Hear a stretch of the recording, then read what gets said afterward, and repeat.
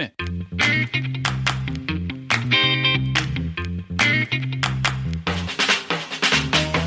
Welcome to the Senior Rehab Podcast.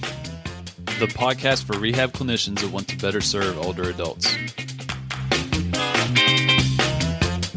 And now, your host, Dustin Jones.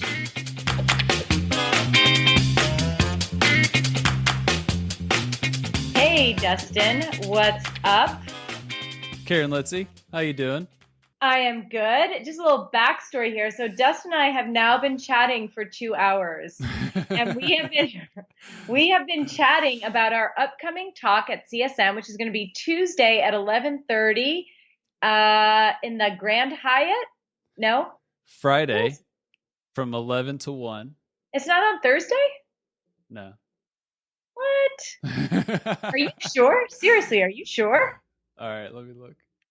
We can. Oh my God. What kind of podcast is this? We don't even know when our thing is. Now we have to look. We're so focused on the content and creating such an amazing presentation that who cares when we talk? I mean, we could do this presentation at the bar on Wednesday night. I mean, it doesn't matter. That's how much we're putting into this. We can do this right now. That's how good we are. And I really thought that we were yeah, Friday from 11 to 1. It's Friday. Oh. Put on by the home health section. It's at the Grand Hyatt in San Antonio, Texas, in Salon E. I got the Grand Hyatt. I got the Grand Hyatt right. I just got the day wrong. Good thing you told me. I would have been showing up on the wrong day. I knew it was in Salon E. Okay. And I knew it was at the Grand Hyatt. I just thought it was on Thursday. Okay, so it's Friday. The cool thing is that we got word. I mean, this was probably a month ago that they actually had to move the room because we've had a lot of interest in this talk, which was really exciting because you think older adults, at CSM you got all these amazing topics, just all these different speakers that are going to be presenting their research or real practical things that they use in the clinic. That, for me, you wouldn't think that a talk on older adults would have a lot of interest, but it is. It's gaining interest. People want to talk about this stuff, and it makes me very excited. Yeah, and I think people want to talk about it because that's what people are seeing, Like we were saying before, we've got the 65 and older crowd. You've got a huge number of people moving into that realm because they're the baby boomers. Mm-hmm. And these are people who, regardless of whether they've had some complex medical issues or surgeries or they've been down and out, they're resilient. They don't want to be that way. Mm. They want to be healthy. They want to be vibrant. They want to be contributing to society. And I think that's really, really important thing to note for physical therapists, and which is kind of why we're doing this talk, because oftentimes when people think of an older adult, they think, well, we need to take it easy on them because they're older. Yeah. Or, boy, I don't think they can do exercise X, Y, and Z because, they're older, or they have arthritis, or we need to just give them a band, which in some cases is necessary. Right. But it never progresses beyond that. And so I think that there's a real misconception about the ability of people who are 65 and older. And believe me, as I keep getting older and older, 65 ain't looking that old. And especially with a lot of the people that you work with, when you see the date of birth and you get their age. And I know, for me, I get this vision in my head that, they're 80 some years old. They're probably able to do, X, Y, and Z, and they probably can't do, this or that. We kind of form this preconceived notion of what an 80-some-year-old can do. And I know the longer I'm practicing, and you mentioned this before, I mean, those stereotypes are being absolutely broken. Smashed, exactly. But how can we as physical therapists serve this population well as this population is changing so much? And so this talk is going to, we're going to do our best to address that and provide some practical tips, some current evidence-based techniques and tactics, and how we can be more effective in our work. So yeah, I'm excited that we're going to focus on the practical application portion, because, you know, you and I, we're practitioners. We're not in, you know, academics. We're not teaching. We're podcasting and seeing people and patients during our day. So right. And that's still important and still valid. You know, we were saying earlier how, boy, what if there are all these researchers who research geriatric medicine at our talk? Yeah.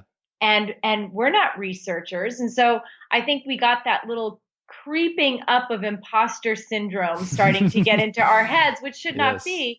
And the reason that should not be is because we're clinicians. Those researchers depend on us clinicians. We're the ones who are reading the research and actually applying it in an everyday form with our patients. And the researchers and the academics, they need our feedback. So we're all experts. We're just experts in different areas. But in order to do best for our patients, we all have to work together. Yeah. And that information needs to be shared across all those realms. And I hope that during this talk, if we do have some of these geriatric experts and researchers and clinicians and academics, I really hope that they're there, because people may have questions that you and I can't answer. So we're going to be calling upon them to answer them for us. I can guarantee that. Yeah. Sure. So if you're coming, look for a very, very interactive, like be prepared to get up and speak. Yes.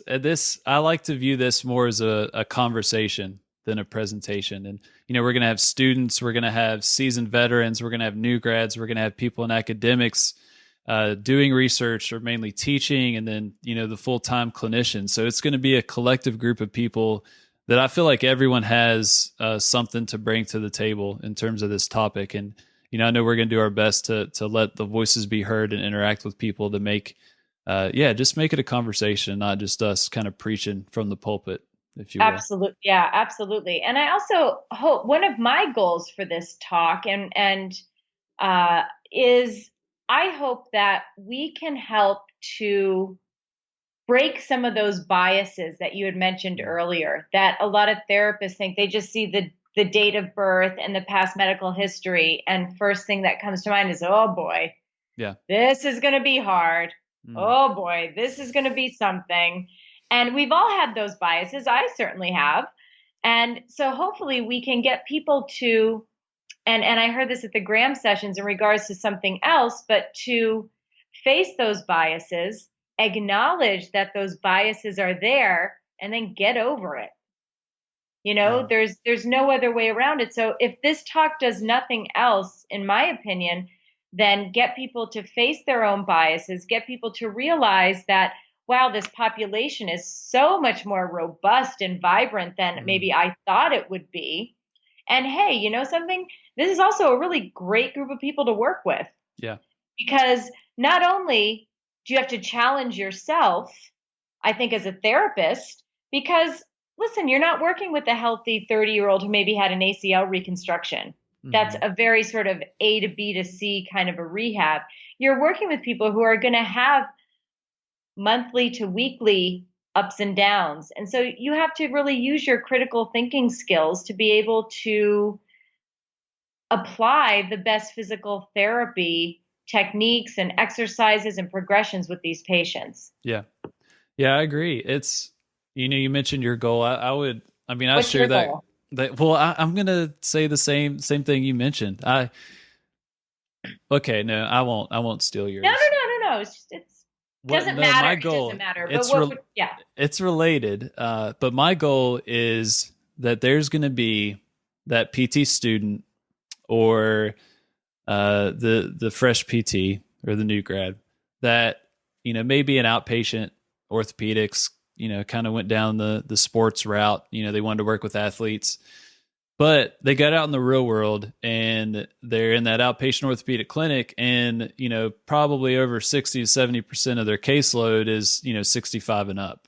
And they're like, man, I need to learn how to work with this crowd, but they may not necessarily be interested in working with older adults. And I want to speak to that person to show them that geriatrics can be sexy, that working with older adults can be fun, it can be exciting, and it can be challenging, to really get them to to break out of that box of geriatric rehab that they've been exposed to in terms of the seated Therex with TheraBand and just walking all over the place and doing 20 minutes on the new step.